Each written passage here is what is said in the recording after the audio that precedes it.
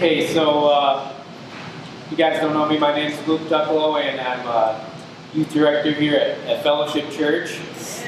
Along with my wife Lauren, we just did 7 months of marriage.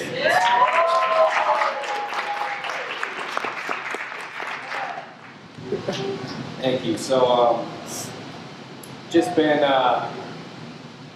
examining myself lately, and the hardest part for me, I'm going to pray before we get started here, and my hardest part about prayer is just not getting distracted by my own thoughts while I'm praying. So I've kind of started something new just this week to help me with that, and that is just to take 30 seconds just to actually realize who we're talking to when we pray. The Bible talks about, angels who if we saw, we would be terrified of. If an angel appeared right here, right now, what would you guys do? Scream? Pass out?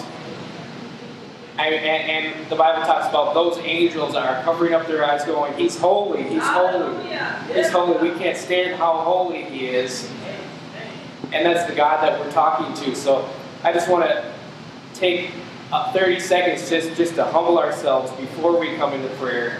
And I'm just going to kneel here because it just seems more appropriate. I'm just going to let's take 30 seconds just to examine ourselves and just realize who we're talking to here.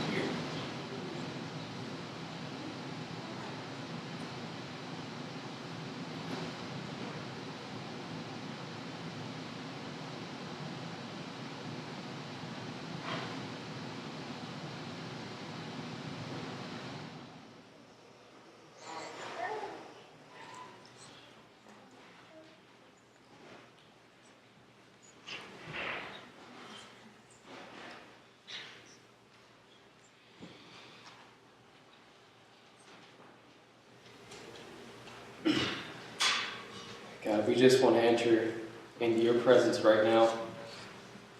Just inviting you into this place. Thanking you for giving us every breath that we take. That's a gift that you've given us, that we're still here. Able to see each other, able to come in a place of worship. This is your house, and you give us the choice to be here, and we're so honored that you would be here with us today.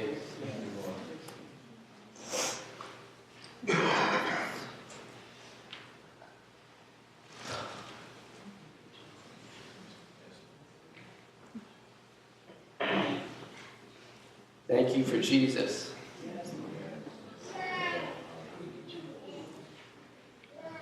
Humbling yourself, coming here as a man when you didn't have to. You didn't need any of us.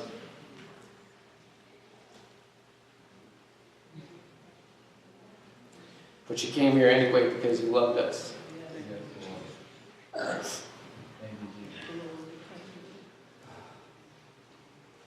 just ask that whatever I say today, it would be received as your words, not mine, and that I wouldn't be seeking the approval of everyone here, but that at the end of this, I could just say, I did what you wanted me to do. Amen. Not what everybody wanted to hear. We ask all these things in Jesus' name. Amen. Amen.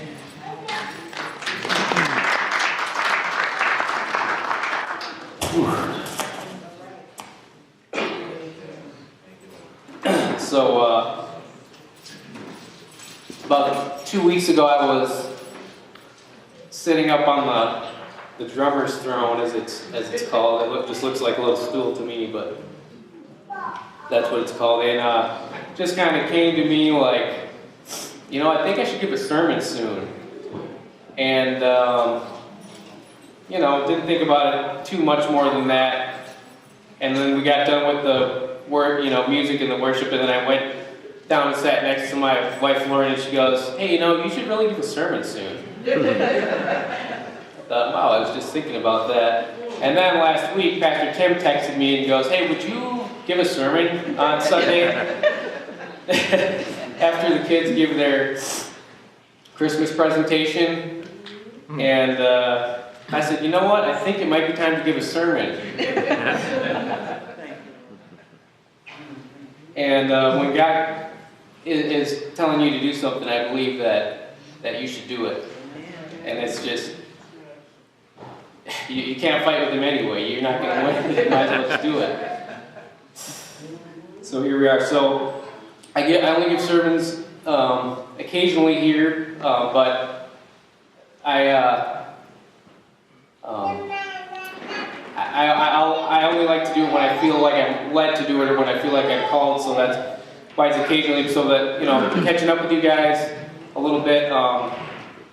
Like I said, I've been married for 7 months. We've been doing that Awana program on Wednesday night, which is going phenomenal. Yep, and I'm so thankful. Just want to give a quick thank you for that to everybody. I've been really into this like personality test lately that my wife showed me, and if you guys, it's kind of like, you guys heard of that like Myers-Briggs test. You take it and it show you. It's kind of like an updated version of that. I sent it to a few people around here, Pastor Tim and Dana, and if you guys want to take it, it's free. It's 16personalities.com. You guys can take it. It's pretty interesting. Please don't, let me finish my sermon first, and you guys can get it later. But it's pretty interesting because it kind of helps you learn about yourself, and even things that you didn't necessarily realize. It gives you an insight as to kind of who you are, what your personality is, what makes you tick, and I found it super interesting. I'm an INTJ. Those are my letters, if that means anything to anyone. And a few quick things that I learned about myself, which is true, that I gave you the description of after you take this test. I don't really like the spotlight. I'm in my head a lot, and those of you who are like me, you'll know that it's there's a whole world going on in here outside of the people that are like me can relate to it. There could be all this going on out here, but there's a whole other thing going on in here, and sometimes it's a challenge to stay out here. So that's kind of how it's a work to try to be present sometimes. That's something that I'm becoming more aware of and that I'm working on. Creative and imaginative, independent and decisive. My weaknesses, it shows you two, which I think are helpful to know, could be perceived as arrogant, not considering people's emotions when I'm talking to them, because I'm super logical, and sometimes us logical people forget that you have other people have emotions too, and it's just because you're telling the truth, you have to be tactful sometimes, and then also have to be careful of judging people and their situations or their emotional reactions to things. So that's something that someone like me has to be aware of. And we each have our own personality, and even if you have the same personality as someone else, there's still going to be differences between you and that other person. Even if you two score the same, you're not going to be the exact same as that other person. So this got me thinking about just how different everyone is, because it can be easy to think that you're not that unique, you're not that important. There is 325 million people in America. It's a lot. It's easy to feel like one of the crowd, and there's about 7.6 billion people in the entire world. So it's like, okay, what makes me unique, what makes me special? But I mean, just think about this. No one else really has your story or your attributes. You were born in a certain year. You were born to certain parents. You're a certain ethnicity. You have a specific personality, which we just talked about and covered. A lot of things had to line up for you to become you. You're creative in specific ways that you know about. You perceive things in certain ways. You have a specific level of intelligence. Your DNA is specific to yourself. Your fingerprints or even specific to yourself. Dr. Seuss has a quote that I like. It says, "Today you are you. That is truer than true. There is no one alive who is youer than you." I've liked that quote since I was a kid. And, I mean, the world would be boring if we were all the same, wouldn't it? I mean, how many people, are you guys thankful for diversity within diversity, right? It's not just, one piece. It's we're all so different in so many ways. So then this, kind of got me thinking, okay, if I am so different, I'm so unique, I'm so special, after going through this, back and forth in my mind for a number of years, it got me thinking, okay, like what is my purpose in life? Like, why did God make me the way that He made me? Why was I born during this time? Why was I, born to these parents? What are my goals in life? What am I here for, basically? And so I've spent a lot of time like learning, searching for information, reading, okay, what does this person say? What does this book say? What do my friends say? Kind of going around and getting all these opinions, and I'm just kind of filling up my brain with a lot of information and head knowledge, and I went to college and everything. And I know I'm not the only person who's thought this in here before, because there's some really smart people in here. I mean, we've got a lot of educated, college degrees. We've got some master's degrees, doctorate degrees, and outside of colleges and higher learning, that's not where only intelligence comes from. There's people that in here that I know that never went to a higher learning that are just as smart in different ways. So I know there's some very intelligent people here today. And the thing that I kind of struggle with sometimes is it's easy to get sucked into your own head and just relying on your own intellect for everything. And we could become so much just fill our head with knowledge, information, learning, and just over and over, okay, I want to learn more and more and more and more and more. And, then you start like questioning God, like, okay, how come you're not telling me what I'm supposed to be doing? How come you're not giving me clear signs? And, I'm especially when I'm doing like, the right stuff, I know the Bible, and it seems like these questions just lead to more questions and more information, and I just had to stop myself at a certain point, especially after reading this passage that I'm about to read you guys, because there's some people in the Bible that are kind of like this, that are real smart. They know God's word and they keep His laws. They've got a lot of knowledge, a lot of head knowledge, but you got to remember it's about the heart too. So look what happens in Matthew 22:34. It's NIV. Sorry, I didn't warn you about that before, but if you guys want to turn, Matthew 22:34.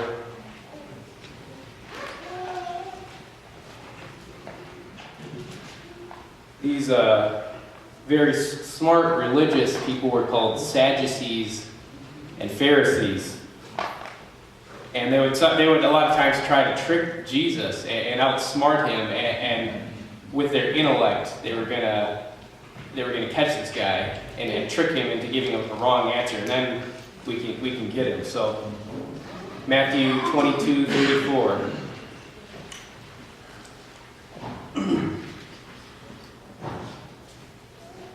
Give you a second to pull that up.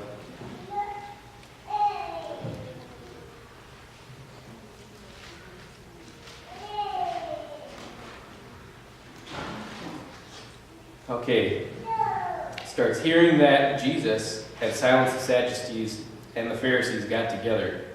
One of them, an expert in the law, tested Him with this question: "Teacher, which is the greatest commandment in the law?" Jesus replied, "Love the Lord your God with all your heart and with all your soul and with all your mind. This is the first and greatest commandment. The second is like it: love your neighbor as yourself. All the law and the prophets hang on these two commandments. And I think a lot of us have heard that verse before, heard that passage before. It's the first greatest commandment. Love the Lord God with all your heart, all your soul, and all your mind. But we got to ask ourselves sometimes, okay, are we actually doing that? Because I know there's been times in my life where, I'll be honest, I haven't been. I mean, there's been times, I don't know if anybody else can relate, but I've loved things more than I love God. Just being honest. So how do we get back there and not fall into just being so smart, just being so, oh, I know the Bible, I know what it says, but not my heart not being there. And then he goes on in chapter 23, starting off, he's preaching and he's telling his disciples, look, you guys got to be careful. He says, that Jesus said to the crowds and to his disciples, the teachers of the law and the Pharisees sit in Moses' seat, so you must be careful to do everything they tell you, but do not do what they do, for they do not practice what they preach. They tie up heavy, cumbersome loads and put them on other people's shoulders, but they themselves are not willing to lift a finger to move them. Everything they do is done for people to see.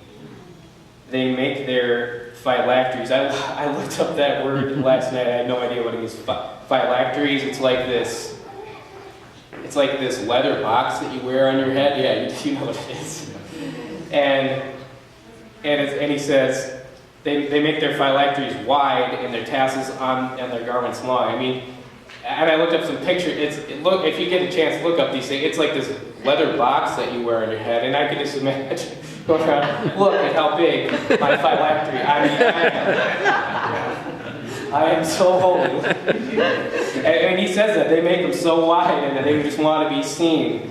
It's like they would put scriptures in there, to remember throughout the day. So, it's probably not hard to miss. Okay, that's right. It's like a headband on the forehead. I'm glad we don't have to wear any phylacteries in this day and age. And he says they love the place of honor at banquets and the most important seats in the synagogues. They love to be greeted with respect in the marketplaces and to be called rabbi by others. But you are not to be called rabbi, for you have one teacher, and you are all brothers. And do not call anyone on earth Father, for you have one Father, and he is in heaven. Nor are you to be called instructors, for you have one instructor, the Messiah. The greatest among you will be your servant, for those who exalt themselves will be humbled, and those who humble themselves will be exalted. It's a powerful verse, and I just thought, sometimes do we get sucked into like a modern version of that where, we can show up to church, we can look the part, we can, praise and worship, look all nice, and then Jesus is saying, like, you guys don't even practice what you preach. You like to be seen in front of other people. You like to take the best spot. You like to be called these important names, but you guys are actually hypocrites, he's calling them. The greatest will be those who humble themselves. Those who exalt themselves will be humbled. And I just want to make sure that I don't ever get sucked into that, because I think that's an easy thing to do, especially for those of us who have been a part of this for a long time. Not just relying on all our head knowledge and our hearts becoming far from him. Because it's pretty easy. Sometimes I catch myself, sometimes I can think I'm pretty great. I mean, just being honest, and I don't think I'm the only one in here that those thoughts cross your mind. Sometimes I just think, I don't need anybody else. I've got life figured out. I know the Bible, I know who God is. What else do I need? But that's exactly what these Pharisees and these Sadducees are falling into here, relying on their status, relying on their knowledge, but their hearts are far from God. And this is crazy. Even in Matthew 18, if you guys want to turn there just a few chapters back, I'll give you a second to get there.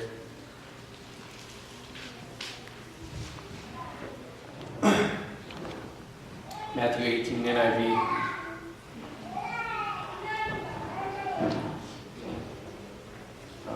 Even his own disciples are falling into this, like, who's the greatest? They're actually having an argument amongst themselves about who's the greatest disciple among them. And then they ask Jesus, okay, which one of us is going to get the best spot in heaven? Because I've done this, and I've done this miracle, and I baptized, and they're sitting there boasting about themselves. Matthew 18, at the time the disciples came to Jesus and asked them, who then is the greatest in the kingdom of heaven? He called a little child to him and placed the child among them, and he said, truly I tell you, unless you change and become like little children, you will never enter in the kingdom of heaven. Therefore, whoever takes the lowly position of this child is the greatest in the kingdom of heaven. And whoever welcomes one such child in my name welcomes me. And then he says, if anyone causes one of these little ones to stumble, those who believe in me to stumble, it would be better for them to have a large millstone hung around their neck and to be drowned in the depths of the sea.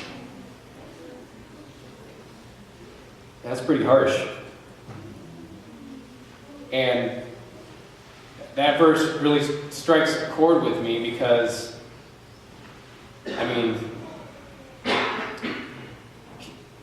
kids are just the best, aren't they? We saw it up here just a few moments ago.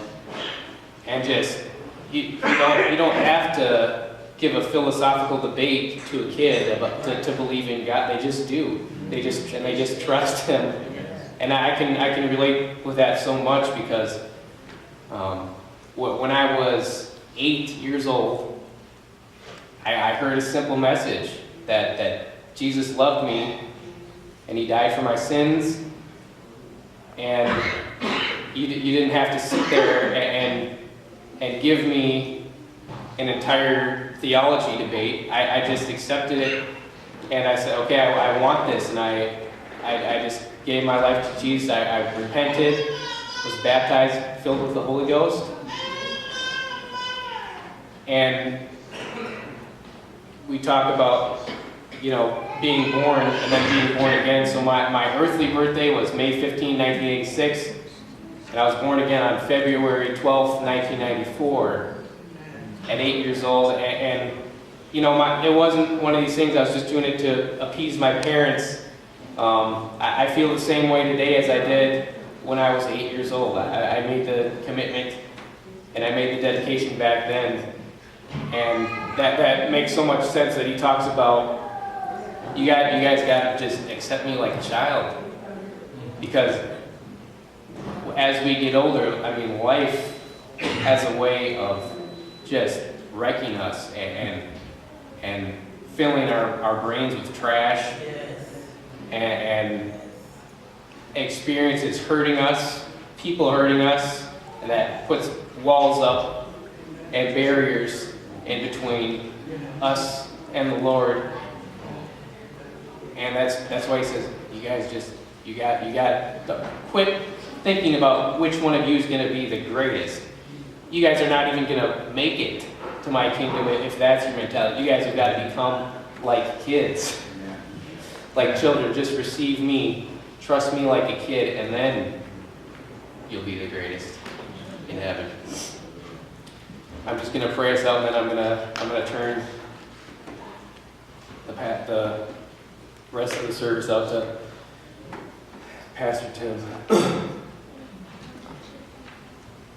God, we just thank you. Thank you so much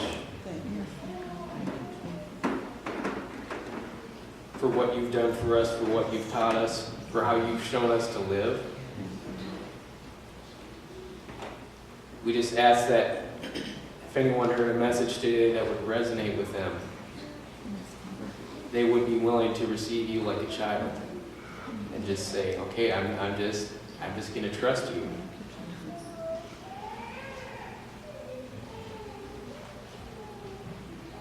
Thank you so much for sending your Son on earth here to die and rise again. And that's why we put our trust in you. Thank you for children. Thank you. We love you and we pray in Jesus' name. Amen. Amen. It's my time.